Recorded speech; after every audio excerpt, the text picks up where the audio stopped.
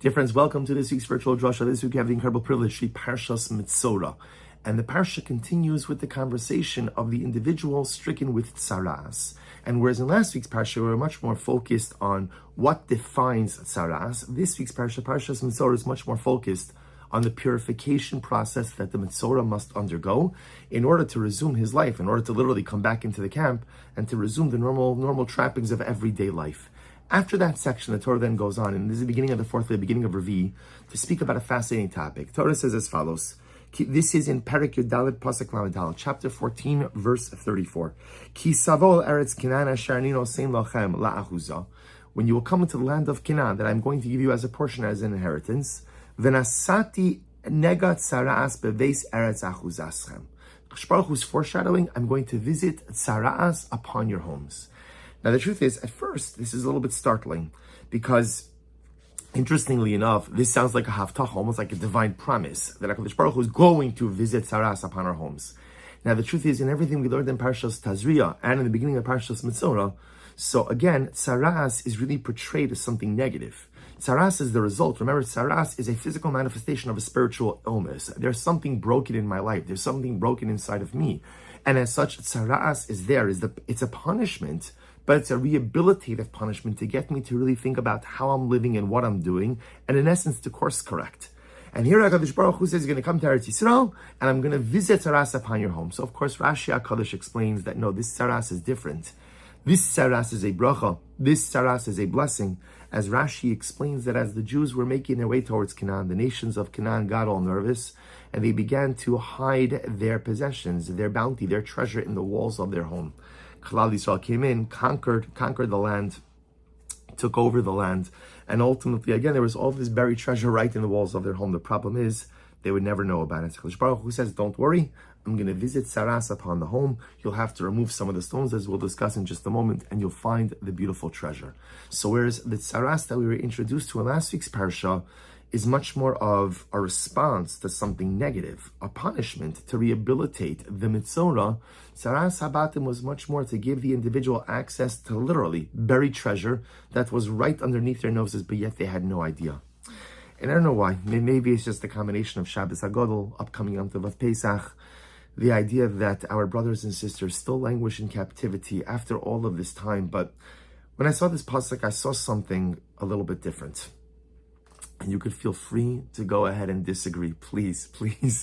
I always appreciate the fact that every week after I put out this drasha, I get all kinds of different feedback, some in agreement, some in disagreement, and Baruch Hashem, Shivim Panam L'Torah. And here I'm just really advancing to you, not even a pshat, but something that's just been swirling around in my heart a little bit. And perhaps the pasuk itself, the Rebbe Shalom is trying to convey to us a profound and overwhelming metaphorical meaning of the pasuk as well. You see, sometimes in life, Ki savol eretz Canaan asher ani nosein lochem la'achuza. Sometimes in life, you make it to your promised land, right? Where we speak about getting to the promised land, I don't mean actually Eretz Yisrael, I mean Eretz Yisrael also. But sometimes you speak about, again, like crossing the finish lines of life, accomplishing the things I set out to, actualizing my dreams and goals and aspirations. We always speak about it happening in the future. But Baruch Hashem, sometimes it happens. Sometimes you reach your Canaan. Sometimes you reach your Eretz Yisrael. Sometimes you, in fact, go ahead and you cross your finish line. Asher ani nosein lachem la'achuza. And sometimes, again, HaKadosh Baruch Hu, literally, I crossed my finish line. I did it. All the things I speak about doing, I did it. And then something interesting happens. HaKadosh Baruch Hu then outlines the halachos of tzaras habatim. Now, interesting, we know that in general, a bayis is a metaphor for the self. A home is a metaphor for the self. We see this in different places in the Gemara. One example is the Gemara talks about the idea, one of the Tanoim, that he says he never called his wife his wife. I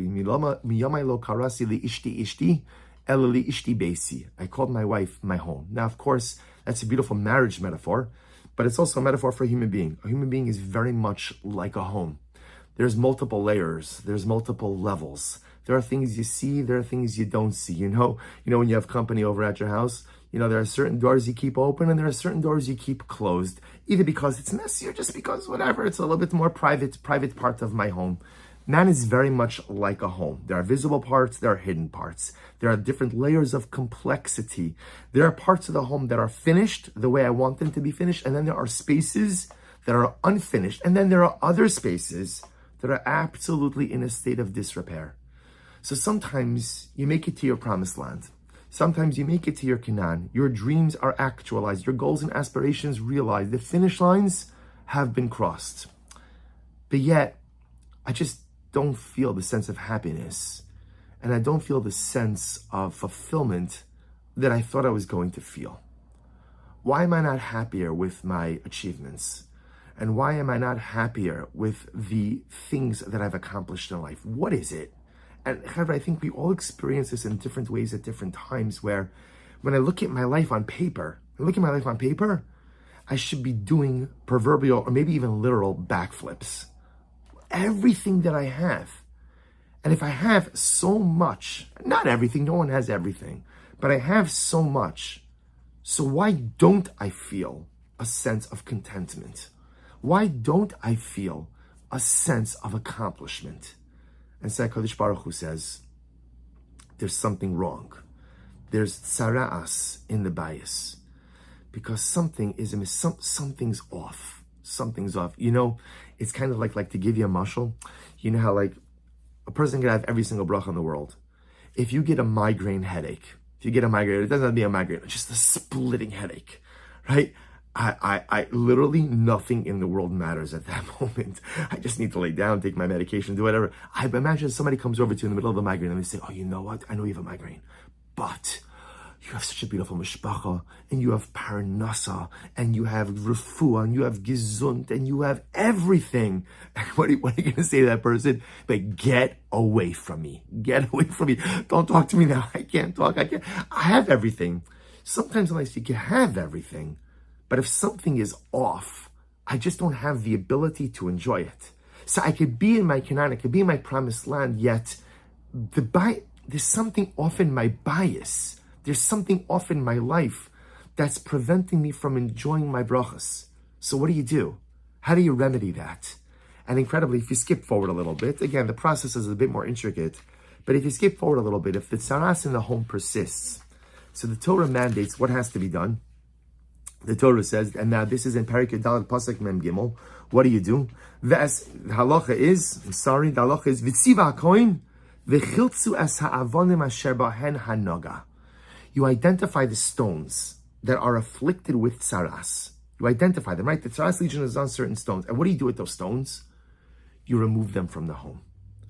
And what a profound metaphor. That sometimes the problem in my bias, sometimes the problem in my home, even though I'm in Canaan, I'm crossing the finish as I'm doing things, but I'm not fully happy, I'm not fully content. Do you know why? Because there are stones of tzaras that are part of the edifice of my home. There are just things that are there that shouldn't be there. There are parts of me that I know need to change. There are parts of my home life that need to evolve. There are parts of my persona that either need to be added or need to be removed. There are stones of tzara'as that are part of the edifice of my bias. And the bias is so beautiful. And the bias is so wonderful. And I'm doing great. And I'm accomplishing. And I'm doing well. So why am I not happy? So why am I not content? So why do I always feel like this pit inside of my neshama? And the answer is because there are stones that are in my house that shouldn't be there. There are afflicted stones. We all have those afflicted stones. They could be negative traits, negative midos. They could be addictions. They could be destructive behaviors. They could be toxic relationships. They could just be basic interpersonal things that I know I need to rectify. Or they could be parts of my persona. Those are the doors in my house that I keep locked, that no one knows about them, right? My wife doesn't know about them. My parents don't know about them. My kids don't know about them. But I know about them. I know about them.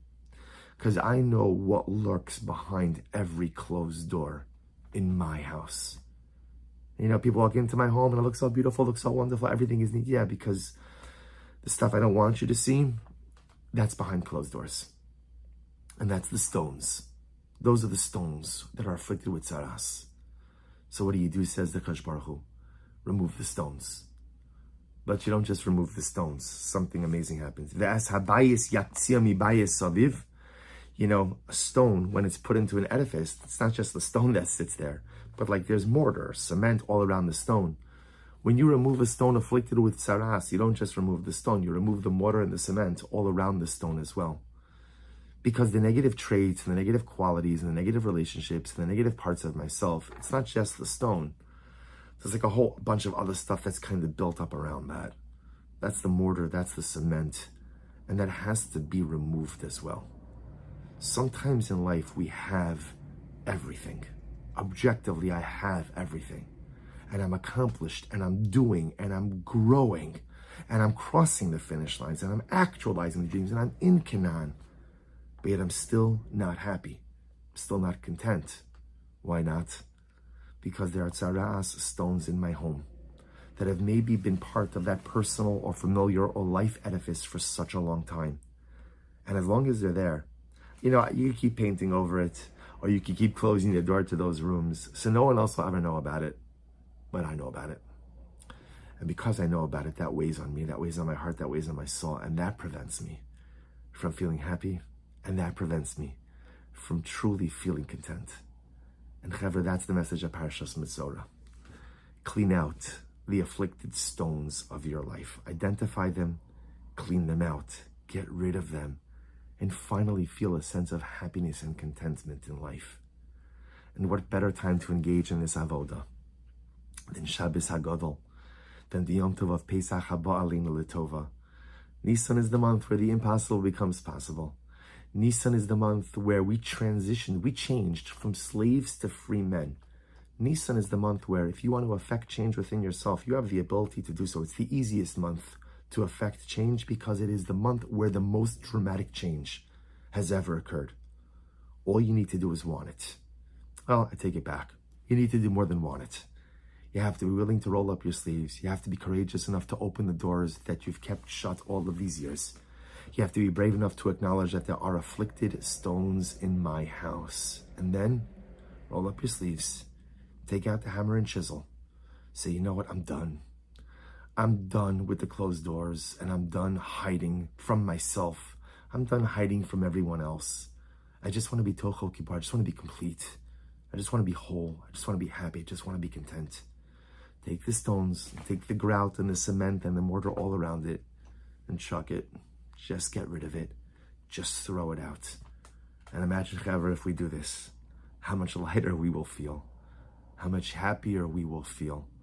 How much more sense of contentment, and how much more we will be able to appreciate all of the brachos we have. We're already, many of us, Baruch Hashem, are already in Canaan. So many of us have already reached the finish lines. There are always more finish lines. But if we just find the courage to remove the tzaras in our homes, in this month of miracles, personal and national, there is no telling what we can become. Wishing everyone a good Erev Shabbos, a beautiful Shabbos Kodesh, and halavai we should be zochem Yirtzeh Hashem to experience personal geula and national geula in this beautiful month. B'mihira b'yameinu. Amen.